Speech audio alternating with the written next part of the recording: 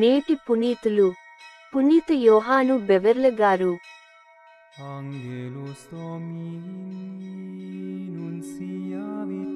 నీవు ప్రభువైన యేసునందు విశ్వాసముంచుము, అట్లు చేసినచో నీవును నీ కుటుంబము రక్షింపబడుదురు.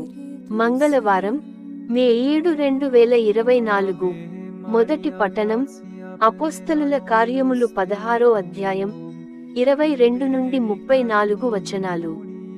ఆ దినములలో జన సమూహమును వారితో కలిసి వీరికి వ్యతిరేకముగా లేచిరి. ఆ న్యాయమూర్తులు పౌలు, సిలాసుల దుస్తులను చింపివేసి వారిని బెత్తముతో కొట్టవలెనని ఆజ్ఞాపించిరి. అట్లు క్రూరముగా కొట్టిన పిమ్మట వారిని చెర్లోనికి నెట్టిరి. తాళము గట్టిగా బిగింపమని చెర్సాల అధికారికి ఆజ్ఞాపించిరి. ఈ ఆజ్ఞానుసారము అతడు వారిని చెర్సాల గుహ లోపలకు త్రోసి వారి కాళ్లను 2 కొయ్య దుంగల మధ్య బంధించెను. దాదాపు అర్ధరాత్రివేళ పౌలు, సిలాసులు ప్రార్థించుచు దైవస్తుతి గీతములను పాడుచుండగా ఖైదీలు వాటిని వినుచుండిరి. అప్పుడు హఠాత్తుగా గొప్ప భూకంపము కలుగగా ఆ చెర్సాల పునాదులు కంపించి ఒక్కసారిగా తలుపులన్నీ తెరచుకొనెను. అందలి బంధితుల సంకెళ్ళు బల్లున తెగి క్రింద పడెను. చెర్సాల అధికారి దిగ్గున మేల్కొని చెర్సాల తలుపులన్నీ తెరచుకొనుట చూచి ఖైదీలందరూ తప్పించుకుని పారిపోయియుందురని భావించెను.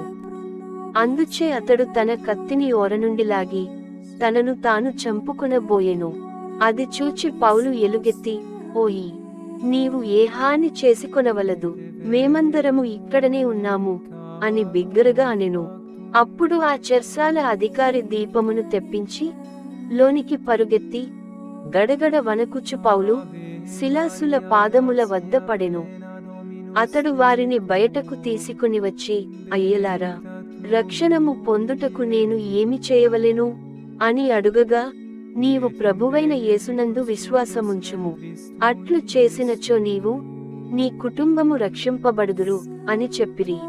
వారు అతనికి, అతని ఇంటిలోని వారికి ప్రభువు వాక్కును బోధించిరి. ఆ రాత్రి వేళనే చెర్సాల అధికారి వారిని తీసుకుని వెళ్లి వారి గాయములను కడిగివేసెను. వెంటనే అతడు, అతని కుటుంబము జ్ఞానస్నానము పొందిరి. అతడు పౌలును, సిలాసును ఇంటి లోపలకు తీసుకొని పోయి వారికి భోజనము పెట్టెను.